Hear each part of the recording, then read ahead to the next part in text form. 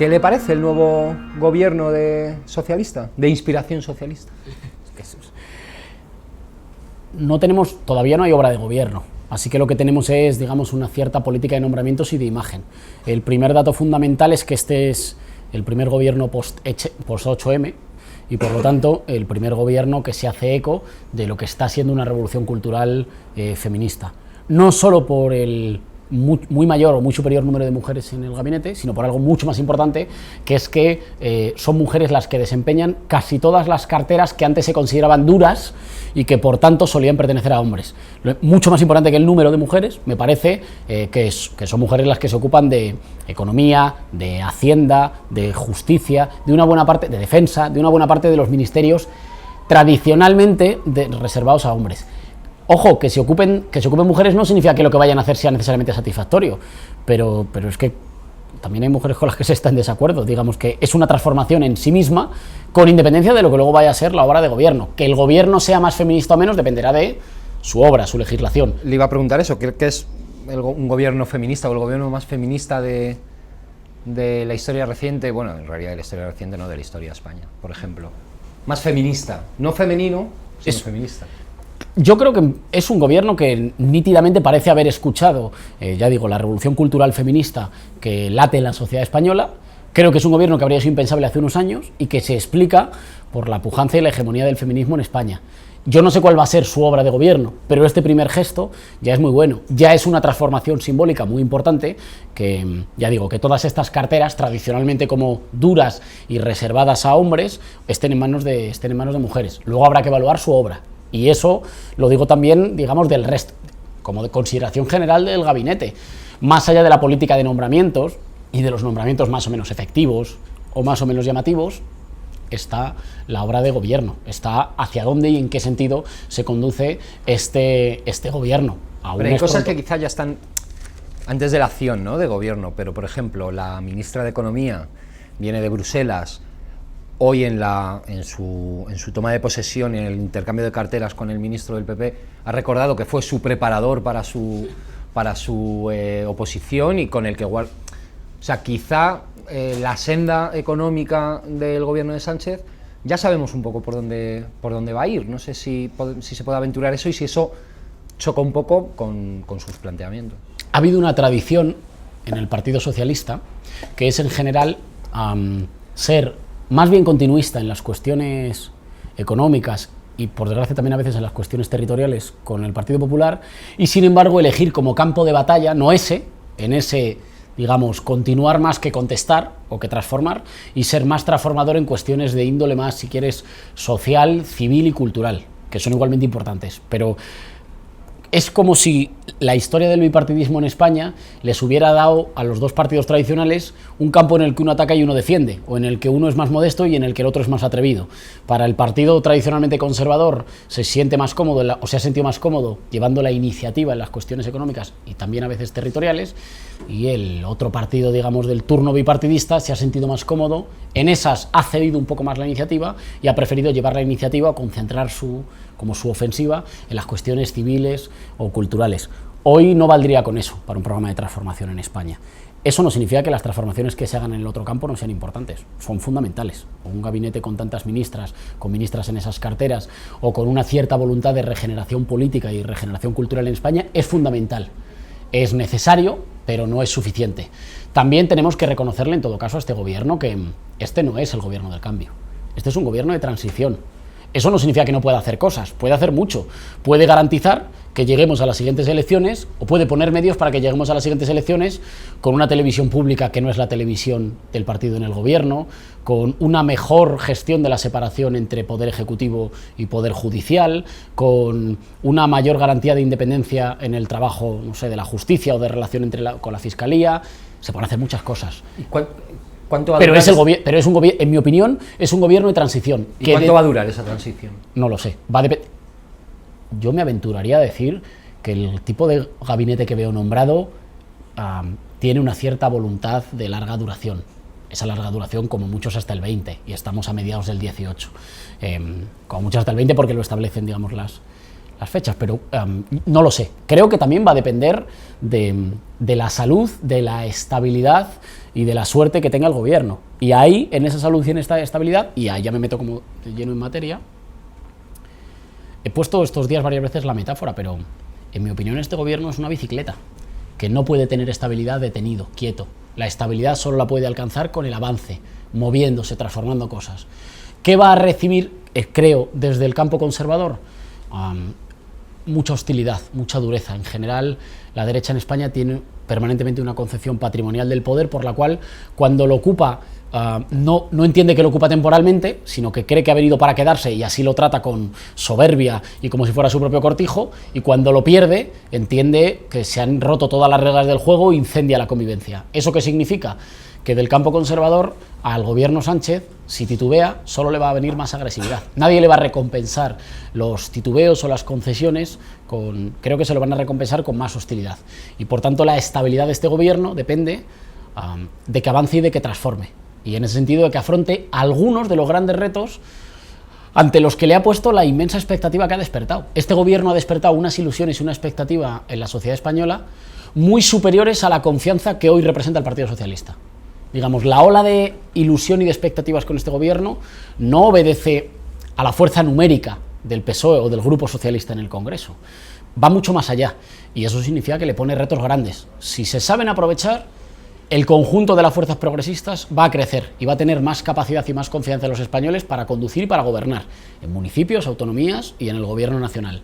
Si no se sabe aprovechar, lo que puede venir es una oleada de desencanto, de sentirse defraudados y de abandonar la política, y en esa oleada solo pescan las fuerzas conservadoras. El Partido Socialista, como dice, tiene 84 diputados nada más en el Congreso, tendrá que hacer tender muchos puentes con muchos grupos distintos además, para sacar adelante proyectos de ley o proposiciones de ley o etcétera. ¿Cree que el gobierno que ha nombrado... Es verdad que no tenemos todavía conocimiento de la acción de gobierno, entonces nos tenemos que basar en los nombres. ¿Cree que esos nombres, ese Consejo de Ministras, puede...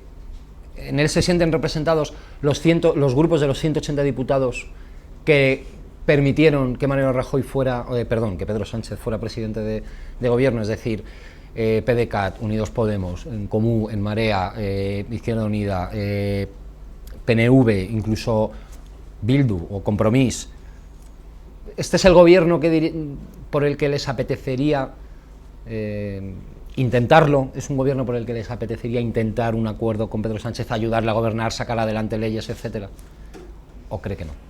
Hay gestos en ese sentido, pero también hay gestos dedicados a, tengo la sensación, intentar apaciguar el ánimo de los adversarios. En mi opinión, nosotros tenemos que ser una fuerza que respalde, sostenga y empuje a este gobierno, que le marque rumbo y horizonte a este gobierno, que dirija una parte de la acción de gobierno, incluso si nosotros todavía no somos gobierno, y que marque una agenda y sostenga a este gobierno siempre que el gobierno empiece a enfrentar algunas de las transformaciones pendientes, democráticas, de acuerdo territorial y de equilibrio de la balanza social y de género que existen hoy en España. Y eso no lo digo por confianza en este gobierno, lo digo por confianza en nuestra capacidad. Quiero decir, a veces los gobiernos, sobre todo cuando no son gobiernos de mayoría absoluta o muy sólidos, adquieren un significado histórico u otro dependiendo de las fuerzas que chocan en torno a ellos y de cómo esa correlación de fuerzas los mueven en un sentido o en otro.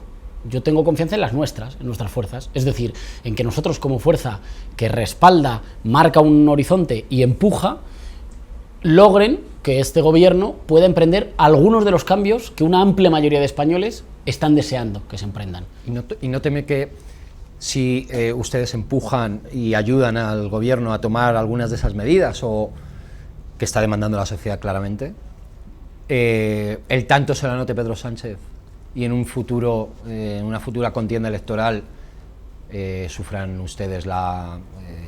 Es un riesgo. Es una cosa que, por ejemplo, siempre decía Izquierda Unida que le pasaba. No sé si puede pasarles, y en todo caso, más que si puede pasarles, que es obvio que puede pasar, ¿cómo se hace para que eso no ocurra? Claro. Creo que se había instalado un clima cultural y político plomizo en España, por el cual mucha gente que se ilusionó con la posibilidad del cambio político estaba entre enfadada, defraudada o harta. Ese es el clima perfecto para las fuerzas conservadoras. es el clima por el cual Rajoy nos había venido ganando como el pulso moral durante 2 años. Miren ustedes, yo no ofrezco nada hacia el futuro, pero ustedes no son capaces de producir nada mejor que yo, así que resígnense, aguántense, bajen los brazos, España no puede ser mejor que el gobierno de Rajoy y del partido de la Gürtel. Ese clima es el caldo de cultivo perfecto para las fuerzas conservadoras. Las fuerzas que aspiramos a poder transformar nuestro país y hacerlo más justo, más democrático, más libre, más soberano, necesitamos el clima contrario, necesitamos un clima, digamos, de optimismo, en el que cada conquista no desincentiva a la siguiente, sino que al revés, enseña que es posible y por tanto da hambre de más. Miren ustedes, si hemos cambiado esto, ¿será que lo otro también se puede? Por eso, creo que así se explica que tan solo hombre, no es un gesto, pero quitar a Rajoy genera un clima de optimismo tan fuerte, porque no hemos emprendido las transformaciones que necesita España, pero hemos demostrado que la losa más difícil, la piedra más importante se podía quitar del camino. Ahora queda hacer camino, ahora queda caminar, pero nos hemos quitado la piedra que lo permite. Ese clima lo necesitamos, digamos, es como la lluvia necesaria para que florezca la ilusión del cambio político. Sin ese clima no se puede. Ahora, tú me preguntas, bueno, claro, pero puede que se genere ese clima y no lo capitalicéis vosotros. Es un riesgo. Yo creo que sin duda, si se empiezan a producir transformaciones, por tímidas que sean, y si somos capaces de llegar a un acuerdo generoso, que no menosprecie a nadie, que se haga cargo de que tenemos que convivir y que cooperar aunque tengamos diferencias, se va a ampliar el bloque progresista en España. El número, el alcance de ese bloque progresista, los ciudadanos a los que llega, a los que seduce, a los que convence, entre los que genera confianza. Eso va a ser bueno para todos, digamos. El trozo de España que puede estar escuchando las propuestas de ese bloque progresista va a ser más grande. Eso es bueno para todos. Ahora, ¿quién lo va a firmar en cada caso? ¿O quién va a llevar la delantera? Depende. Ahí hay ciertamente un riesgo que apuntas. Hay 2 riesgos paralelos. Hay el riesgo de ejercer una especie de papel de estar avisando todo el rato de la posible decepción y estar todo el rato enfadado mientras nuestro ámbito más cercano, mientras el pueblo español progresista se ilusiona, y ese es, digamos, el papel permanente de te lo dije que juega siempre la izquierda tradicional. Va a venir una crisis, todo se va a venir abajo, las falsas ilusiones. Ese queda bien porque nunca pierdes una discusión, porque digo, si tú le apuestas siempre a que todo va mal, pues casi siempre te va bien, digamos a tu opinión, no a la gente. Ese es un riesgo. Y por tanto quedar como una fuerza, ya te digo, muy subalterna, que no marca rumbo, sino que solo se queja y alerta de que va a ir mal. Y hay el otro riesgo, que es, bueno, quedar convertido en una muleta de la que su apoyo se da por descontado. Así que bueno, tú le das un más 30, más 70, más 67 en nuestro caso, apoyas las políticas que hace otro, pero siempre conduce ese otro. Hay que navegar los dos. ¿Cómo? Hay que convertirse en una fuerza no que anticipa las posibles decepciones. Si hay que pecar de ingenuos, pues se peca de ingenuos, que marca las cosas que se pueden hacer, que demuestra que tiene fuerza para respaldarte si te atreves a hacer esos cambios que necesitas, y que muestra siempre que hay que las cosas se podrían hacer de otra forma, que hay una alternativa, y que pone esas propuestas concretas, con números, solventes, pragmáticas, encima de la mesa. Se las hace llegar a la sociedad y le dice, hoy hay fuerza para estas transformaciones. Mañana podríamos estar corrigiendo o derogando la ley Mordaza que hasta Amnistía Internacional critica en España. Mañana podríamos estar legislando contra la brecha salarial. Podríamos desbloquear la renovación de Televisión Española. Podríamos estar derogando la reforma laboral del Partido Popular para empezar a dar pasos para combatir la precariedad. Hay condiciones para hacerlo, demostrarlo, explicarlo con calma, con solvencia, con números, y ser, ya digo, muy leales si el gobierno elige el camino de la transformación.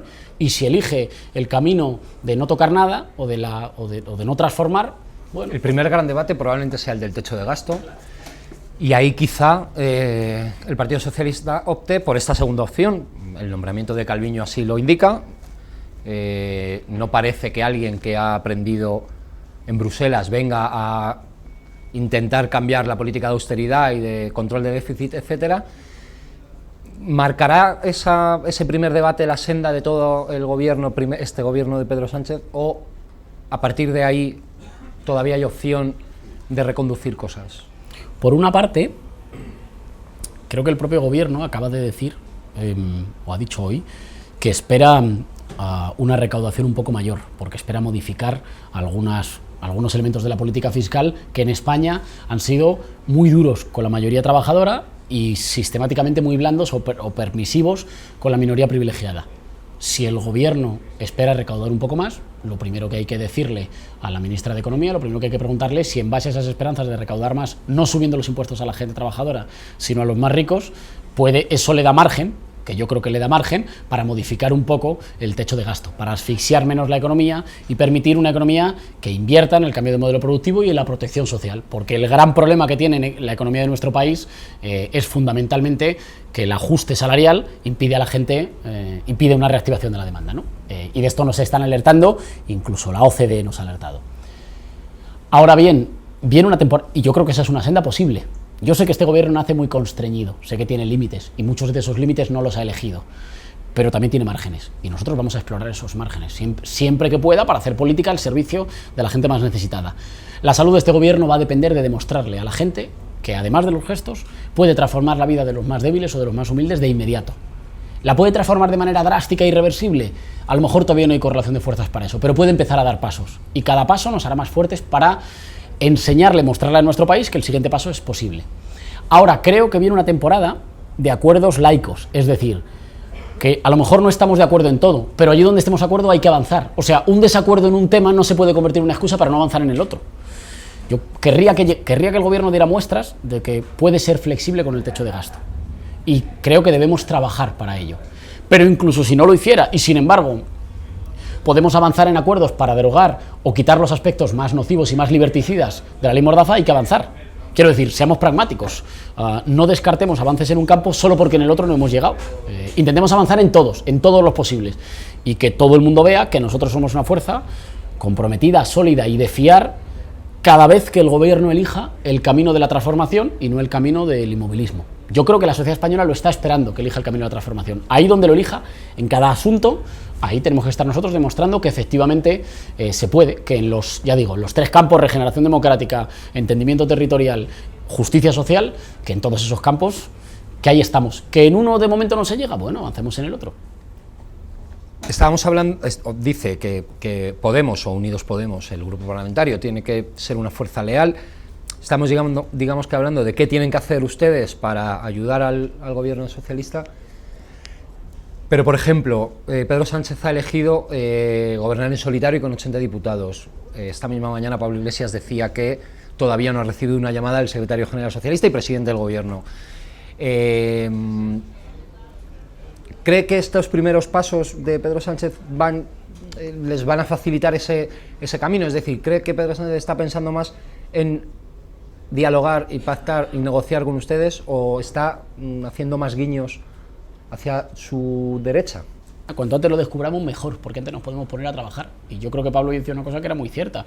Decía, bueno, si es que en realidad, digamos, en la medida en que el gobierno tiene estos retos, y nos parece, le sumaba dos fundamentales: los permisos iguales e intransferibles entre hombres y mujeres y el blindaje de las pensiones.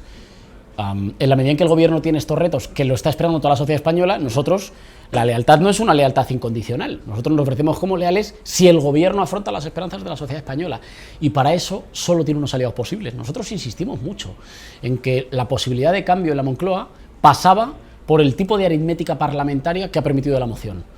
Y hace tiempo parecía que no era posible. Bueno, efectivamente lo era. Es verdad que han tenido que cambiar muchas cosas, es verdad que ha tenido que pasar tiempo, que la política española se ha movido mucho, pero este es el bloque progresista posible, y por tanto estas son las alianzas posibles para un gobierno que avance. En mi opinión, todo lo otro va a ser, digamos, meterse en una senda en la que no hay apoyos y en la que el nuevo gobierno debería ser consciente de que, como las expectativas, lo que decía antes, como las expectativas que ha despertado son mucho mayores que sus apoyos parlamentarios, depende de una constelación social o de un bloque todavía en formación, que no tiene rasgos políticos ni orgánicos, pero que se respira, digamos, el conjunto de la gente que sonríe por la calle y que estos días te da la enhorabuena y te dice, joder, qué bien, venga, ahora para adelante, hay que cambiar esto, hay que cambiar lo otro. Eso es un conglomerado mayoritario en España, creo, progresista, y que además se hace cargo de la diversidad nacional, que es con el que el gobierno puede avanzar. En mi opinión, es el único camino para que el gobierno avance, y como quiero que el gobierno avance, porque que avance será la demostración de que España puede cambiar, y eso instaurará un clima o un ánimo que nos permitirá ir a por más transformaciones que hagan España más justa, más democrática, pues como creo que ese es el camino, ahí nos ofrecemos nosotros como fuerza que respalde y que empuje. Habla del tiempo que ha pasado.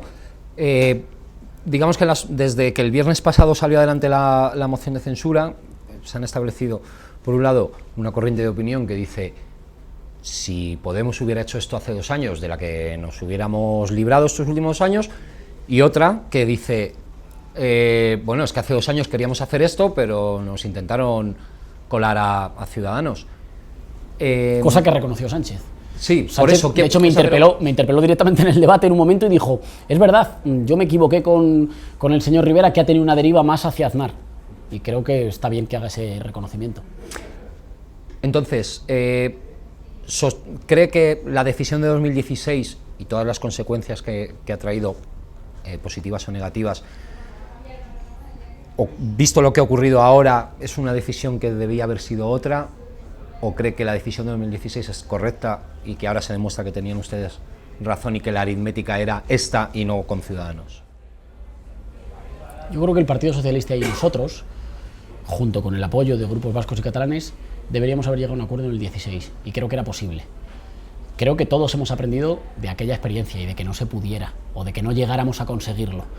Los números, la aritmética, es la que finalmente lo ha posibilitado. Por cierto, quiero decir aquí una cosa, la que finalmente lo ha posibilitado junto con un movimiento que se está, con una iniciativa que se está señalando poco, pero que me parece que ha sido clave en que salga la moción, que es la iniciativa de Pablo de decir que está dispuesto a presentar una segunda moción instrumental con Ciudadanos para que haya elecciones. Me parece que esa hace cambiar las expectativas del Partido Nacionalista Vasco y contribuye a que la moción en favor de Pedro Sánchez, en contra de Rajoy en favor de Pedro Sánchez, salga. La aritmética es la que dijimos entonces, las condiciones quizá entonces no estaban dadas, quizá no habíamos hecho el aprendizaje. Creo que el Partido Socialista y nosotros tenemos una relación complicada de gestionar, competir mucho en las urnas, tener que colaborar para la conformación de gobiernos. Y a esa hay que aprender. ¿Y cómo se aprende? Haciéndolo, como se está haciendo en muchos ayuntamientos donde el Partido Socialista nos apoya y nosotros gobernamos, o como aquí, por ejemplo, en el Ayuntamiento de Madrid, o como se está haciendo en muchas comunidades autónomas donde el Partido Socialista gobierna y nosotros les apoyamos. Ese aprendizaje que se está haciendo en los niveles municipales y autonómicos, nunca exento de dificultades o de contradicciones, pero que se está haciendo, en España había que hacerlo. Y hemos dado un primer paso, no está hecho del todo. Ese va a haber que desarrollarlo. Y en ese aprendizaje nadie debería pensar que el tropiezo del otro es suerte para uno. Lo importante es cuánto sume el bloque progresista el día después para poder llevar gobiernos. Yo, en fin, en esto soy bastante previsible. Llevo mucho tiempo insistiendo en que lo fundamental es que las fuerzas progresistas aprendan a cooperar, incluso manteniendo sus diferencias, y luego que sea la gente quien decida quién conduce y quién acompaña, porque o aprendemos a cooperar o nos vamos a estar peleando en la oposición. Quitar a Rajoy ha sido un primer paso, pero faltan muchos más. Yo creo que hace falta un acuerdo sólido, estable y permanente que fije el horizonte del gobierno. Están bien los nombramientos, están bien las políticas iniciales de los primeros días. Lo más importante ¿Es posible un acuerdo estable ahora mismo? O sea, no sé si han tenido conversaciones con el Partido Socialista o con personas del Partido Socialista, pero da la sensación de que si Pedro Sánchez no les ha llamado, no ya para consultarles el nuevo gobierno, sino para plantearles, no sé, oye, mira, yo voy a hacer este gobierno yo a mi cuenta, pero en cuanto tal, ya hablamos. O sea, si no ha habido esa mínima comunicación, ¿qué le hace pensar que hay opciones de un acuerdo estable entre ambos partidos a un nivel estatal, digo, más allá de la casuística municipal, claro? Que es necesario. Eso no significa que sea fácil, es que eso hay que aprender. Y cuando digo aprender, no lo digo solo en clave nuestra, lo digo también en la otra clave.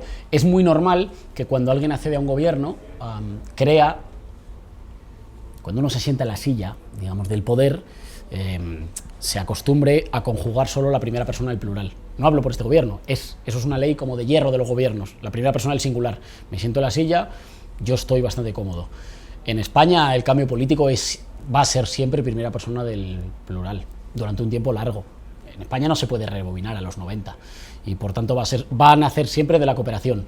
¿No está en riesgo la vuelta del bipartidismo? Hay quienes, hoy mismo, ¿no?, en algunos periódicos, algunas tertulias, se habla de que el Partido Socialista consiga con su fuerza de gobierno desplazar a Podemos Unidos Podemos y restarle poder, también un poco hacia el centro, hacia Ciudadanos, que el Partido Popular recomponga un liderazgo más o menos unitario y que vuelva, digamos, a resurgir la España del bipartidismo, que es la España que en realidad prácticamente hemos conocido en la mayor parte del tiempo. ¿Cree que eso es ya irreversible realmente? Creo que por un tiempo largo, yo no sé lo que va a pasar, pero por un tiempo largo de transición, es imposible. En España no se puede tocar la tecla de rebobinar. Es posible que haya mucha gente que lo ansíe, o no mucha, pero muy poderosa, que lo ansíe, y que crea que se puede rebobinar a un país de 2 partidos. Eso es más difícil. En el sistema de partidos, que quepan 4 es complicado, que quepan 3 no tanto. Yo me preocuparía si fuera Ciudadanos, que creo que es el partido que está ahora, digamos, claramente con el pie cambiado y que sufre una OPA hostil sobre una parte de su electorado o de sus posiciones políticas. Pero creo que no tiene vuelta atrás, porque hay logros institucionales, vitales, del día a día, que lo deja muy difícil. Una España del bipartidismo en la que las principales capitales de España las gobierna otra fuerza, eso es un desajuste. Hay elementos territoriales, culturales y generacionales que hacen que eso sea muy difícil. Ya digo, y eso es muy importante que lo entendamos con generosidad y con pedagogía todos cuanto antes, para desarrollar una ofensiva de transformación progresista que va a exigir cooperar, competir en las elecciones y luego cooperar en los gobiernos. No hay otra. Le iba a preguntar precisamente, llevamos aproximadamente media hora de entrevista y hasta los últimos 5 minutos no hemos mencionado a Ciudadanos. Cuando hace 20 días Albert Rivera protagonizó un acto en el que, no sé, prácticamente estaba vendiendo al futuro presidente del gobierno y ha desaparecido, ¿no? Es que Ciudadanos es una fuerza poco prudente, porque ya le ha pasado varias veces que las encuestas y algunos nodos de producción de opinión urgen a Rivera a vestirse de presidente. Yo me acuerdo todavía cuando las elecciones del 20 de diciembre hicieron una campaña en la que Rivera, él mismo sin pudor, se comparaba como con los grandes hombres de la historia. Él mismo se comparaba como con los grandes hombres de la historia de España. Y las urnas les pusieron donde les pusieron. Creo que tiene consejeros que enseguida le aconsejan correr mucho a ponerse el traje, pero lo que te hace presidente es los votos del pueblo y los votos del Parlamento, no el traje que te pongan otros. Yo creo que ahí ha cometido un error. Y la moción de censura y el cambio de gobierno, en mi opinión, tienen como principal damnificado a Ciudadanos, porque lo ha dejado, creo que muy descolocado. Fue un poco patética la imagen de Rivera pidiéndole a Rajoy, por favor, a Rajoy, al bolso de Soraya, sentado en el escaño de Rajoy, por favor que dimitiera para evitar el cambio de gobierno, mientras Cospedal, media hora antes, estaba saliendo al patio del Congreso a decir que Rajoy no dimitía, que los echaban, y preparando ya una oposición dura al gobierno Sánchez. Y Rivera casi como pidiendo volver a la pantalla anterior y pidiendo por favor no entrar en la nueva. Fue el último sostén de Rajoy y del gobierno PP cuando ya los propios diputados del Partido Popular reconocían que el gobierno PP era cosa del pasado y Rivera seguía agarrado diciéndoles por favor no se vayan. Va a tener difícil, al PP le quedan juicios, va a tener difícil Rivera borrar de la imagen de los españoles que cuando todo se hundía, cuando la gente del PP salía de su propio búnker, él intentaba aguantar las paredes diciendo que todavía había esperanza en que el PP se mantuviera en la Moncloa. Creo que queda desfigurado porque el Partido Popular, cuando está en el gobierno, ha podido tener una cierta, no muchísimo, pero una cierta responsabilidad en algunas cuestiones de Estado, aunque solo fuera porque le tocaba gobernar. Ahora es de esperar que no tenga ninguna dentro de esa concepción de España como cortijo que tiene el PP. Si yo no gobierno, que arda todo. Eso significa que le puede robar una buena parte de las banderas con las que ha hecho política Ciudadanos hasta ahora. En mi opinión, es la fuerza, se reubicará seguramente, estarán ahora mismo pensando cómo reubicarse. A día de hoy es una fuerza que está muy perdida. Hoy no queda nada claro para qué sirve Ciudadanos en el Congreso español. Vamos a pasar un poco porque mencionaba antes, ¿no?, de los gobiernos municipales y algunos gobiernos autonómicos. Usted va a ser el futuro candidato, al menos de Podemos, a la presidencia de la Comunidad de Madrid, en principio con otras fuerzas, que es algo que está todavía en negociaciones. Vamos a hablar de eso también, pero usted, para su campaña, para el reto que tiene y que se ha autoimpuesto de gobernar la Comunidad de Madrid, ¿el cambio de gobierno le viene bien o le viene mal? ¿Una posible alianza, aunque sea solo para aquellas cuestiones, como indicaba antes, ¿no?, aquellas cuestiones en las que se puede hacer camino una alianza entre Unidos Podemos y el Partido Socialista y el gobierno de Sánchez, es positivo o sería negativo para sus aspiraciones electorales el año que viene? Abre muy buenas perspectivas. Hay que saber aprovecharlas, hay que saber jugarlas. Y jugarlas es... El gobierno Sánchez supone un reto para los que queremos transformar España. Supone grandes oportunidades, pero supone también dificultades. Hay que desarrollar, esta va a ser una fase en la que va a haber que desarrollar una cintura política muy fina. muy atenta a los matices, prudente, pragmática, con mirada larga, pero con swing. De aquello, de que desarrollemos esa cintura, va a depender la posibilidad de que esto se convierta en una oportunidad. Yo creo que lo es, creo que es una buena oportunidad. Ya digo, creo que cada cambio es un golpe contra el relato de Rajoy de que España no tiene arreglo, de que había que resignarse contra esa especie de derrota moral sobre la que Rajoy reinaba.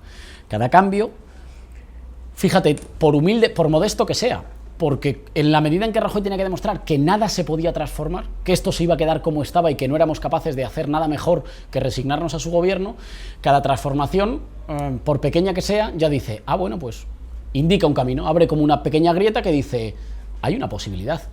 Y ya digo, tengo la convicción de que cada transformación de orden democrático, de equilibrar la balanza, de regenerar las instituciones, de avanzar en la igualdad entre hombres y mujeres, de recuperar la normalidad en el diálogo con los municipios y las comunidades autónomas, cada cambio, por pequeño que sea, empieza a instaurar una idea que hoy en España tiene mucho calado transformador, casi revolucionario, que es que las cosas se pueden ir cambiando. El sí se puede. Y el sí se puede no en términos maximalistas, en términos concretos, tangibles, inmediatos. Esa idea, que después de una transformación se puede aspirar a la siguiente, es el mejor caldo de cultivo para las ideas progresistas, para las ideas patrióticas, democráticas, populares, inequívocamente. Entonces, si somos capaces de llegar a acuerdos, respaldar y construir un bloque que conduzca en esa dirección, eso nos da eso mejora nuestro país, que es para lo que estamos, pero además nos da mejores perspectivas a todos, porque esa idea es revolucionaria, si se puede aquí, también se puede allá.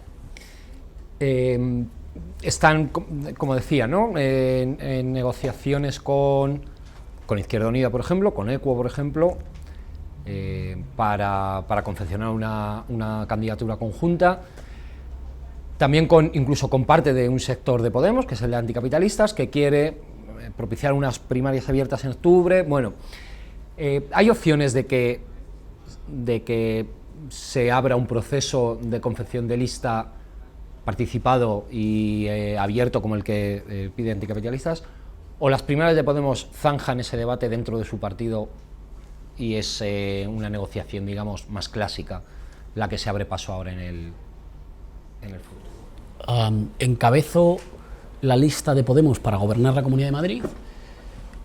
Todos los compañeros y compañeras de Podemos tuvieron una magnífica oportunidad de presentar alternativas. Yo quería que vinieran conmigo, y están todos los que son, pero no son todos los que están. Yo quería más gente. Hay muchos compañeros y compañeras que quería que me acompañaran y que tuvieron la oportunidad de decir si me acompañaban o si, muy legítimamente, presentaban una alternativa, porque son compañeros de Podemos. Y hubo quien decidió hacerlo y hubo quien decidió no hacerlo. A partir de ahí, yo voy a seguir trabajando para sumar a mucha gente, porque falta gente. Has mencionado a Izquierda Unida, has mencionado a EQUO, falta mucha gente de la sociedad civil, y voy a seguir trabajando para que configuremos una lista que represente a mucha más gente, no solo un conjunto de organizaciones, a lo más dinámico, talentoso y creativo de la sociedad madrileña, para producir el cambio de gobierno aquí enfrente, en la Puerta del Sol. Y ahí queda mucho camino, soy muy optimista, creo que lo vamos a lograr. Pero se puede hacer... Quiero decir, por ejemplo, pensando en el proceso de 2015 que llevó a Manuela Carmena a encabezar la candidatura de Ahora Madrid, sí fue un proceso abierto que quizás fue lo que permitió que gente que normalmente suele estar más alejada de la política institucional se decidiera a dar el paso. Esa opción ahora, en principio, está bloqueada o está cerrada o se ha planteado de otra manera, también legítimamente. ¿Se puede hacer ese tipo de candidatura con un proceso negociado, o hay que obligatoriamente abrir el proceso un poco por abajo para que haya esa dinámica o esos flujos de gente que viene de la sociedad? Nunca he sido muy rígido con las fórmulas. Las fórmulas me parece que son importantes según qué objetivo queramos hacer. En mi opinión, el objetivo es incorporar lo máximo posible. Estoy dispuesto a explorar todas las fórmulas para incorporar lo máximo posible, solo con la condición de que nunca perdamos de vista para qué estamos. Y que lo que estamos es que ante una situación de desgobierno en la Comunidad de Madrid, en la que no hay gobierno y el Partido Popular está temiendo perder el gobierno porque fuera del gobierno le esperan los jueces, y no es retórica, la primera persona que deja el gobierno ahí le estaban esperando los jueces, nosotros desde ya podamos empezar a trabajar para representar la alternativa. Ese es el objetivo, y a eso, en mi opinión, hay que subordinar el resto de cuestiones. Ahora, se pueden explorar muchas fórmulas en las que conjuguemos los acuerdos con otras fuerzas, con fórmulas, qué sé yo, de participación o de inclusión que nos permitan hacer una cosa más grande. Eso sí, ya digo, los compañeros de Podemos ya hicimos unas primarias y luego hay que entenderse con mucha otra gente que no es Podemos.